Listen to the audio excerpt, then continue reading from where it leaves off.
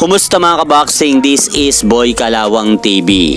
So matapos nga po nating maibalita kahapon mga idol na maglalabas ng impormasyon ang JBC patungkol sa kalagayan ni former IBF World Minimum Weight Champion Jinjiro Shigeoka matapos mahimatay ito pagkatapos ng kanilang nangyaring matinding bakbakan ni current IBF World Minimum Weight Champion Pedro Taduran noong Sabado sa kanilang nangyaring rematch sa Osaka, Japan. Ay ayon nga po dito mga idol sa report na inilabas ng JBC patungkol sa kalagayan ngayon ng Hapon na si Jinjiro Shigeoka matapos isugod ito sa ospital. Basahin po natin ang inilabas ng Japan Boxing Commission. According to the Japanese Boxing Commission, Jinjiro Shigeoka has suffered from acute subdural hematoma and has already undergone a craniotomy after his defeat to Pedro Taduran on Saturday. Shigeoka is still currently under observation in a private hospital in Osaka, Japan.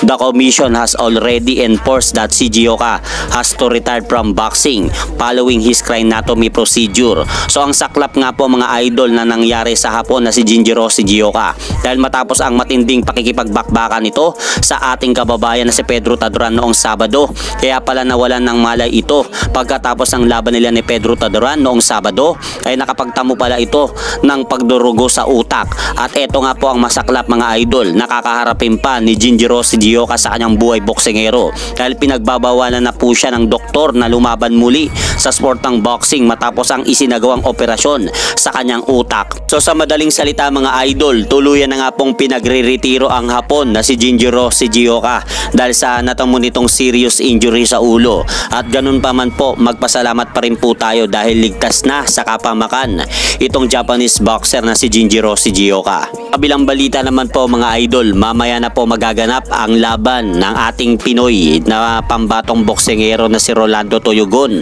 dito sa Thai boxer na si former WBA World Minimum Weight Champion Tamanum Nyomtrong sa mismong bansa nito sa bansang Thailand para sa titulong nakataya sa laban na vacant WBC Asia Minimum Weight title.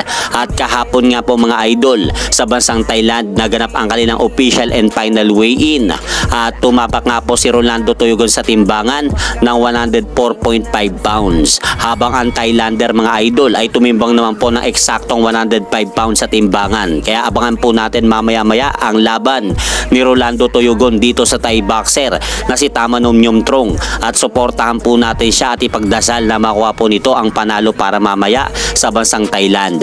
At hanggang dito na lang po muna ang aking update sa mga aganapan sa mundo ng boxing. At syempre mga idol, huwag nyo rin pong kalimutan, pakisuportahan nyo naman po muna ang ating munting channel. Maraming salamat po.